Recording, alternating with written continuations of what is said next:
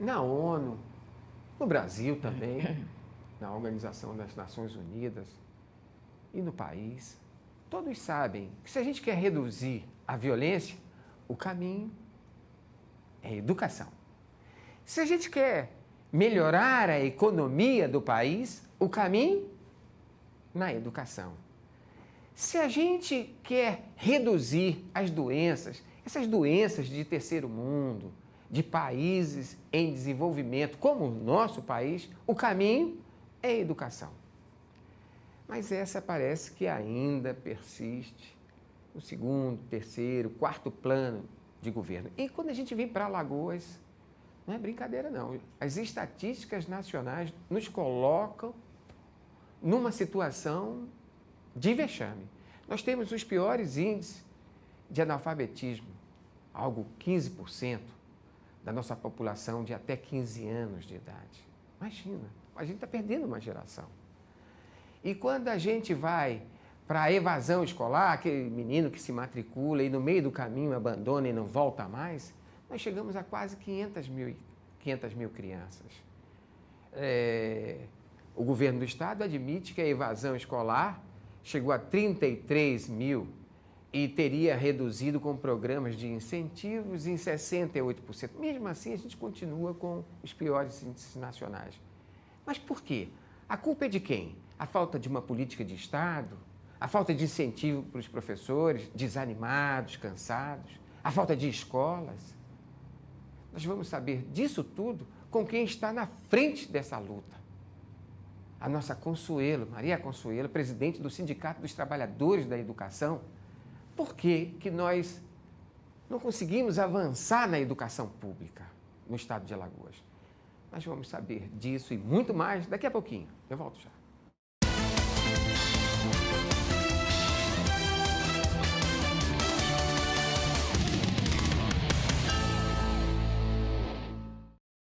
Quando a gente olha para a conjuntura política da educação, parece que a gente está vivendo um momento de desespero. A atual política estadual de educação oferece R$ 500 para o estudante, para aquele que voltar a estudar, uma bolsa de R$ 1.500, para aquele que concluir o segundo grau ou ensino médio, né? Uma bolsa de R$ 2.000 para que ele possa traçar novos planos. Para o professor, mais R$ 1.500, 100 a R$ 150 para aquele estudante que frequentar 75%. Tudo isso é para manter o aluno na sala de aula, para que ele volte para as escolas e incentivar essa política que pode mudar os rumos. Não é uma política exclusiva de Alagoas. Outros estados estão fazendo a mesma coisa. Mas essa política que alguns até jocosamente chamam de política Silvio Santos, quem quer dinheiro? Professor que ganha R$ 1.500, aluno que ganha bolsa financeira, funciona para combater esses elevados índices históricos da educação, de evasão escolar, de analfabetismo. Arnaldo, como você bem colocou, a educação é uma ferramenta muito importante, né? Para que qualquer país, qualquer nação consiga mudar esse quadro perverso, né, desse número de analfabetos no nosso estado tão desigual. Claro que nós avançamos nessa situação de diminuir um pouco esse quadro, né? E precisa-se de um processo de aprendizagem apresentado com robustez para que nós saiamos desses números. O governo, nos últimos momentos, como você colocou, apresentou programas para os estudantes, para os trabalhadores, para que mantenham os alunos nas escolas. Programa de incentivo financeiro, né? Mas, entretanto, apesar de ser um programa de incentivo financeiro, nós até defendemos, mas que ele seja uma política permanente.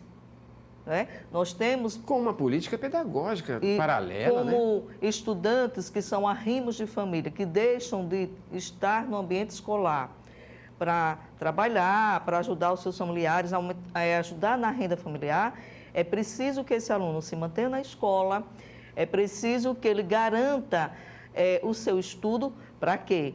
melhorar os indicadores do nosso Estado e melhora a economia, obviamente, né? Se ele tem uma qualificação profissional, ele vai ascender a melhores postos de trabalho e isso vai dar fluidez na economia, obviamente que ela vai melhorar. Então, o que é que nós defendemos? E defendemos sempre, isso há muito tempo, que não só o governo de Alagoas, como qualquer governo, tem que ter essa política de garantir uma bolsa para que os nossos estudantes permanecessem na escola e não acontecesse a evasão que aconteceu, principalmente agora no período da pandemia.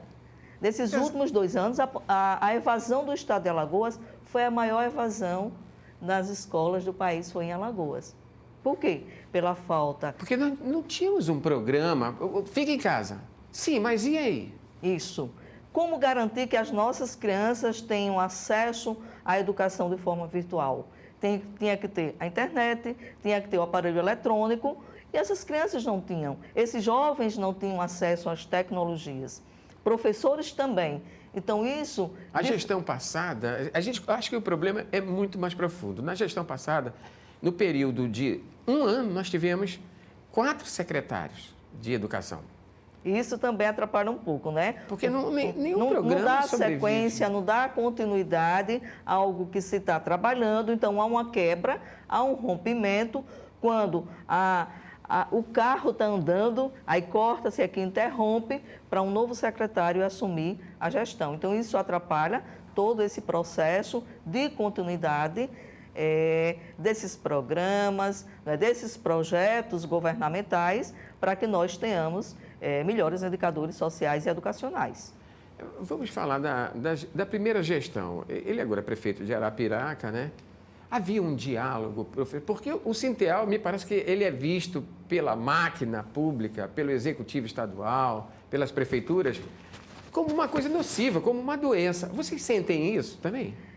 A gente, não são todos os gestores, mas em alguns, nós temos essa dificuldade, né, das tratativas, ter um assento lá para discutir. De ter um assento para discutir.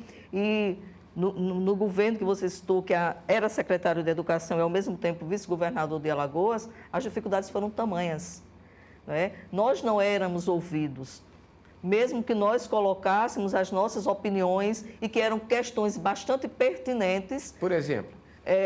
A questão, por exemplo, de passar o número de estudantes do ensino fundamental do Estado para a rede municipal. E isso fez com que nós diminuíssemos os números de recursos do Fundeb passando para os municípios. Ora, os municípios pequenos do interior não tinham condição de cuidar nem dos seus estudantes, nem das suas redes.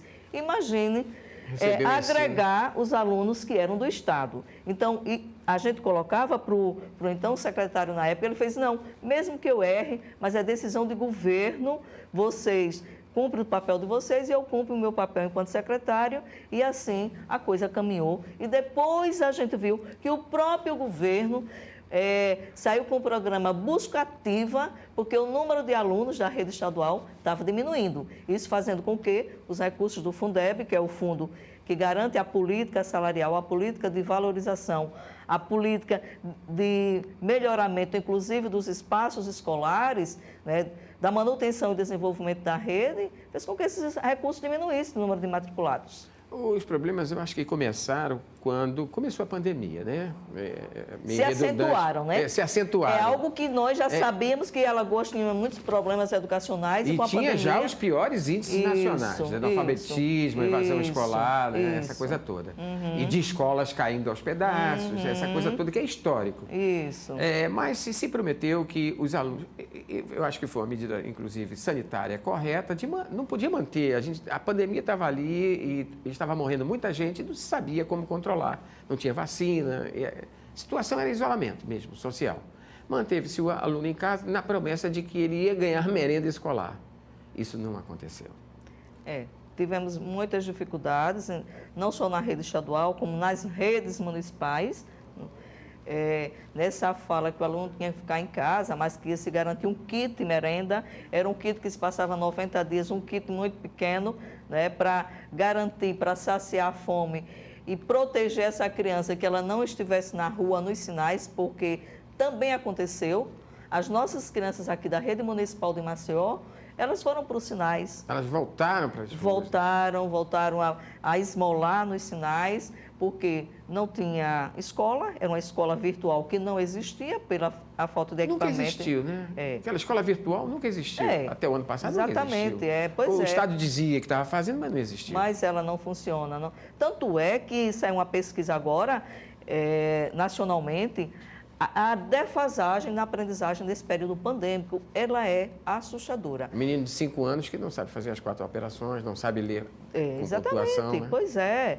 Então, os números são assustadores, mas precisa-se também que o governo federal estabeleça essa política, porque muitas vezes os municípios eles não têm essa condição. Então, tem que partir do MEC para que estabeleça essa política de um processo de aprendizagem para recuperar a aprendizagem dos nossos estudantes que tem um déficit enorme e que isso vai passar para outras gerações, que está muito difícil esse período de avaliação para os nossos estudantes. Nós temos, eu não consigo mensurar ainda o número de escolas públicas, né?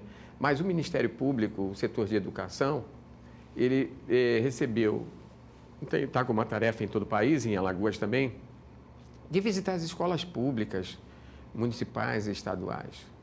E surpreendeu o então promotor de justiça aqui de Alagoas, dessa vara específica da educação, dele encontrar escolas sem água potável, escolas sem banheiro, escolas sem quadras.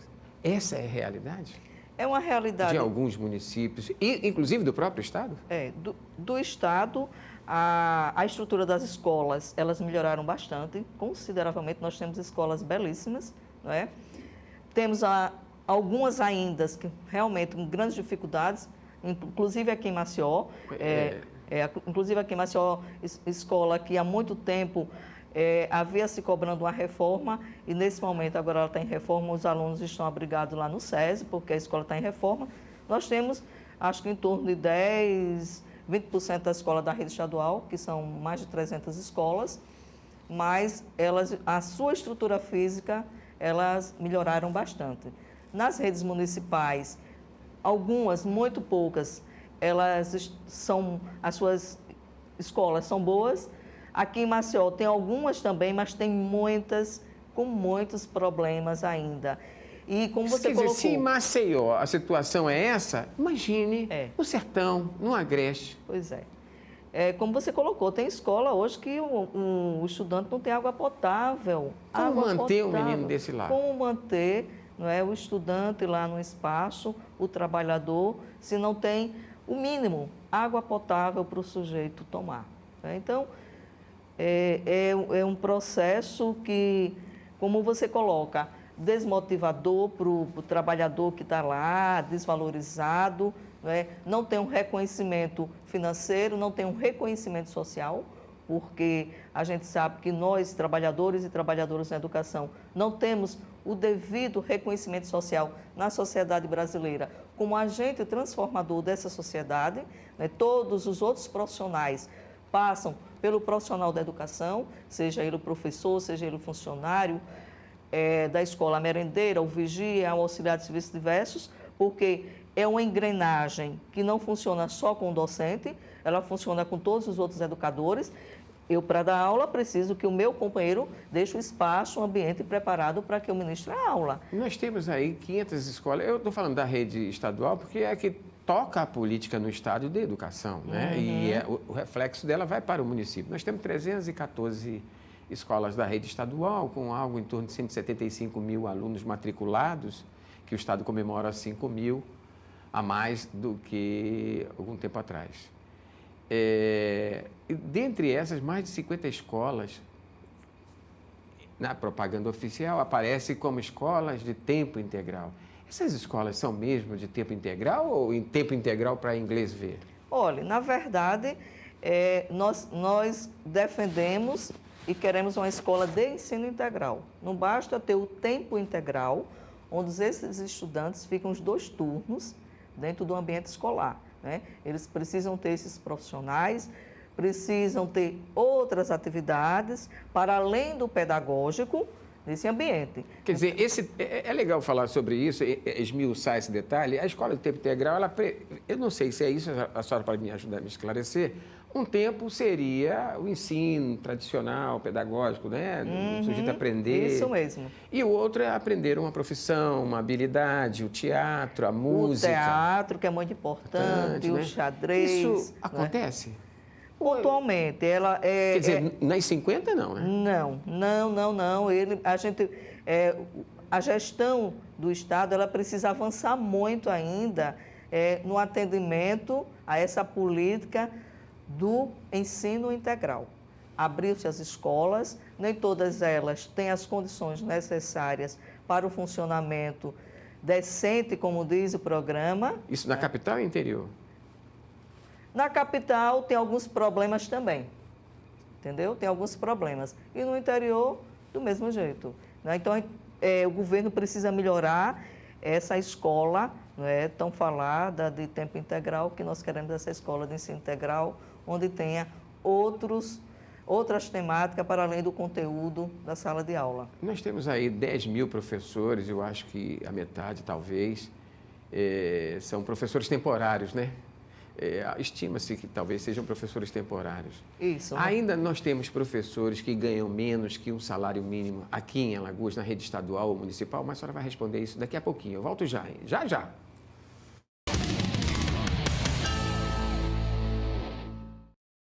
No bloco anterior, eu estava questionando a presidente do Sinteal, a professora Maria Consuelo, a respeito de muitos professores passaram, assim, há 10 anos que eles estão reclamando aí da situação salarial. Tentam se equiparar ao piso nacional e quando vai chegando lá, vem inflação, vem troca de governo, vem governo tampão, olha, tudo acontece. Troca prefeito, eleição municipal e há alguns que reclamam da situação salarial. Nós temos 10 mil professores aí na rede estadual, muitos monitores, né? Servidores que reclamam aí dos salários. Nós temos realidade de trabalhadores desse setor ganhando menos que o salário mínimo do país, que é R$1.000 e pouco. Olha, na rede estadual, nós, ano passado, travamos uma luta grandiosa e também um diálogo com o governo do Estado.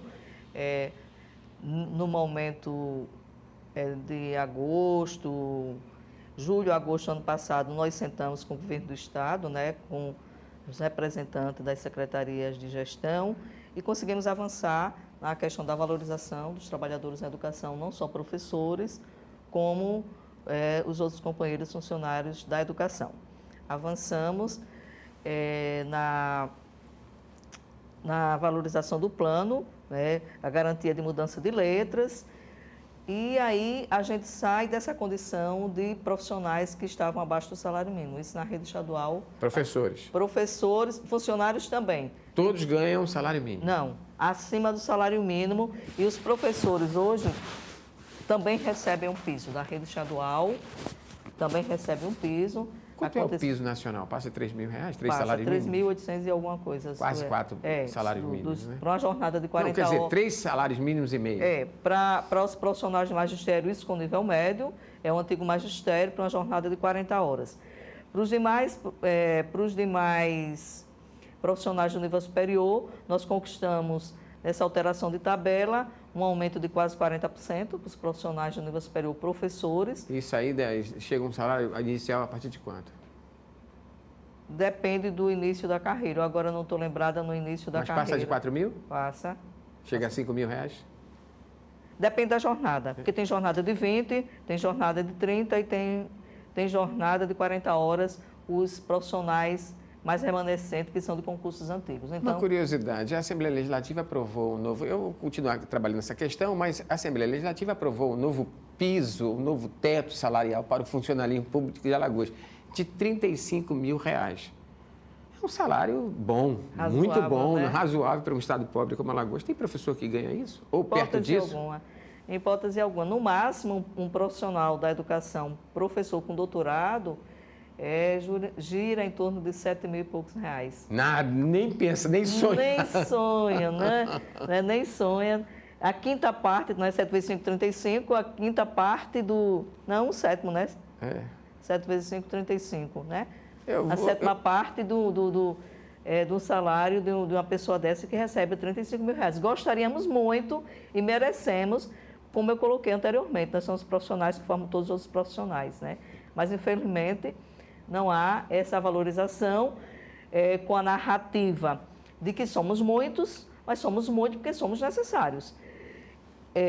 Em qualquer município, em qualquer ente federado, pode não ter um banco, mas escola para trabalhar as nossas crianças, para formar cidadão e cidadã, tem lá o profissional da educação. Então, somos muitos porque somos necessários. Certa vez, eu estava fazendo uma matéria, não faz muito tempo, ano passado, ainda com relação à gestão passada, e questionava como eram as aulas de ensino de robótica, por exemplo. E alguns professores me disseram, a gente, quando ganha de uma escola particular, é porque a gente fez algo excepcionalíssimo, mas os nossos equipamentos são ultrapassados, a gente tem a menor condição de competir, às vezes, num cenário nacional, por exemplo, de robótica, porque há pouco investimento. E quando há investimento, é do próprio professor e do próprio bolso. Essa realidade persiste? Não, essa realidade tem mudado. Mudou? Mudou. As escolas da rede estadual, elas têm trabalhado muito essa questão da robótica. Porque é uma coisa que desperta e vai afetar todas as outras, né? Desperta muito. Os nossos jovens ficam bastante atentos, né, a essas formas de lidar com as novas tecnologias. Então, isso é muito característico dessa nova geração, né? Você deve ter filhos já, ou criança ou adolescente, como eles têm habilidades muito melhor do que nós, que somos travados em lidar com essas tecnologias. Então, essa realidade no Estado mudou bastante. A gente já tem condições de entrar numa competição nacional, e ganhar e tal? Ganhar não sei, mas eu acredito que mas de competir, né? De competir tem. Né? Fazendo bonito. As redes municipais também, elas já estão também nesse projeto de trabalhar a robótica. Porque ela impacta, né? A robótica, ela impacta muito. Né? Você viu que, inclusive, foi destinado um recurso aqui para Alagoas, que teve escolas das redes municipais daqui de Alagoas, que, pasmem, não tem nem internet, mas comprou o kit de robótica. Não sei porquê, nem me pergunte, mas bastante pertinente, né? Quando se trata da robótica para despertar o uso dessa nova ferramenta na aprendizagem dos nossos estudantes. Tem escola que não tem água potável, mas comprou o kit de robótica, isso das redes municipais. Conversando com o promotor da área da educação, então eles estão visitando as escolas, estão recomendando aos gestores municipais e das escolas, por exemplo, que restabeleçam ou estabeleçam um programa de internet mínima nas escolas, um programa de água potável na capital e no interior. O que chama a atenção vocês têm sido trabalhado com parceria com o Ministério Público, e quais as principais demandas que vocês encaminham para melhorar a conjuntura do ensino público em Alagoas? Olha, nós temos dialogado com o Ministério Público, principalmente no início dessa pandemia. Nós demandamos vários documentos com relação justamente às dificuldades de acesso às tecnologias, de acesso à internet. O Ministério Público foi um parceiro. Em alguns momentos nós tivemos algumas dificuldades pela exigência do retorno presencial, e nós discutíamos que ali ainda não era o momento, que as nossas escolas não estavam preparadas para receber os estudantes, onde nós estávamos ainda no período alto de contaminação, mas o diálogo com o Ministério Público fez com que nós conquistássemos o programa Conecta para os profissionais de educação. Os professores, cada um deles recebeu um recurso para comprar um notebook, ter um valor também para pagar sua internet nesse período, na rede municipal de Maceió também. Então, nós, nesse diálogo com o Ministério Público, fizemos várias reuniões, secretários estiveram presentes e a gente conseguiu avançar nesse sentido. Não sei se ele permanecerá diante do quadro hoje das aulas presenciais, mas há uma necessidade tamanha do uso das tecnologias, e faz necessário, como você bem colocou, essa pertinência do Ministério Público estar cobrando internet mínima na escola para que o nosso estudante tenha acesso. Há uma tendência já mostrando na universidade que o ensino será híbrido, e uma parte dele, AD mesmo, à distância, né? E agora, existe uma política de Estado para garantir acesso a um tablet ao governo? Ele tem uma ou é uma política de governo que nós estamos vivendo só desse momento que nós em cima de um processo eleitoral? É isso que nos traz grandes preocupações, né? É não ter essa política de Estado para que mantenha essa política permanente do acesso à ferramenta, do acesso à internet, né? Para que mantenha o nosso aluno conectado com essa nova tecnologia, com esse novo formato de aprendizagem. Como você disse, é um ensino híbrido. Mas nada mais do que necessário e que nós continuamos defendendo é também o ensino presencial. Já prova-se disso que os estudantes, o índice de defasagem é muito grande, há uma dispersão. O híbrido favorece a evasão? Eu não sei ainda nesse formato, vai depender do percentual, do formato, como será garantido, porque uma coisa é você trabalhar com pessoas adultas, como nas universidades. Quando foi pensado a EAD, foi pensado a EAD para aqueles rincões onde não se teria acesso do profissional estar lá para ministrar suas aulas. Diferentemente de hoje, que querem substituir o profissional pelas aulas virtuais, pelas tecnologias, e isso tem dificuldade. Para criança e adolescente é presencial? É presencial. Nós defendemos presencial.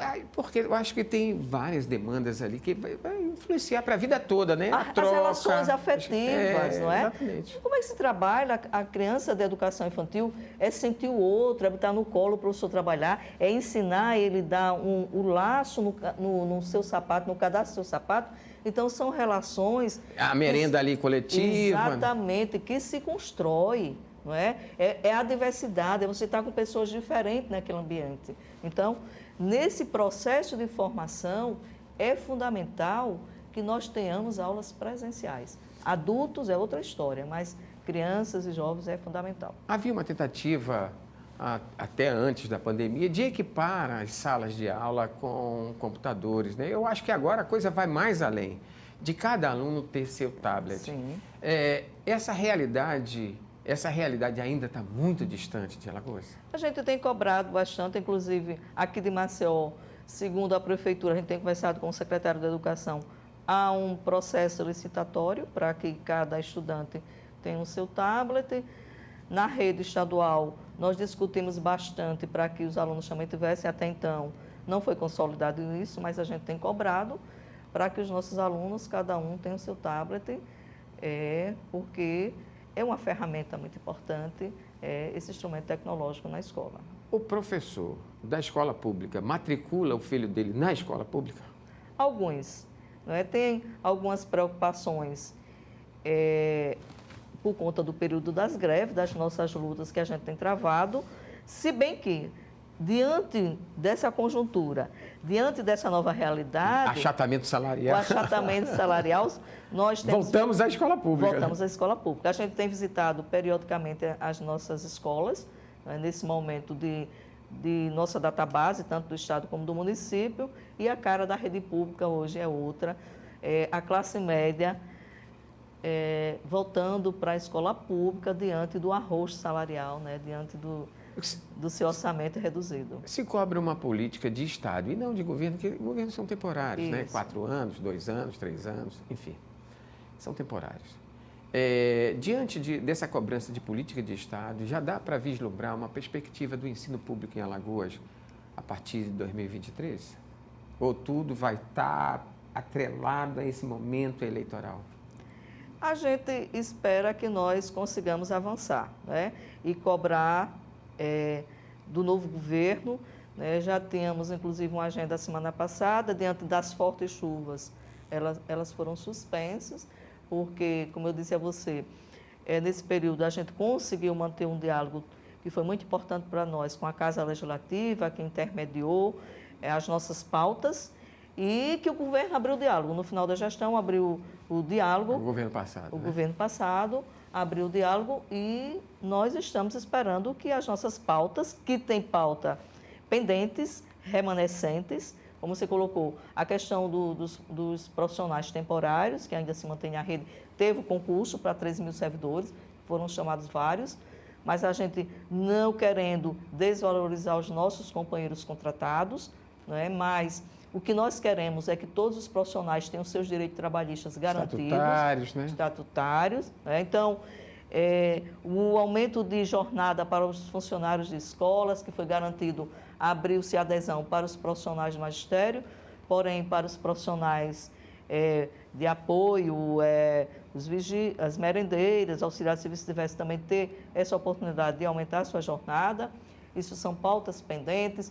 A reforma da Previdência, que foi uma luta, assim, extremamente grandiosa desta entidade, e nós conseguimos politicamente reverter, porque era um desconto de 14% dos aposentados a partir de um salário mínimo, e depois de 13 meses de marcação, nós conseguimos reverter que não fosse descontado desse período, entendeu? Professora, para a gente estar encerrando, curto e grosso, como diria, os pais têm um papel na mudança do ensino público de qualidade? Com certeza, sem dúvida. E qual seria esse papel? Um papel que estivéssemos todos unidos na defesa de uma escola pública com qualidade social referenciada para o filho da classe trabalhadora. Entretanto, esses pais precisam ser politizados, ter conhecimento do seu direito, porque pagam seus impostos para ter direito a essa escola. O ensino público não é de graça. Não é de graça. Quem diz que Professora, não é? Muito obrigado. Custa muito caro para nós. Muito obrigado. Olha, eu vou fazer uma confissão aqui para você.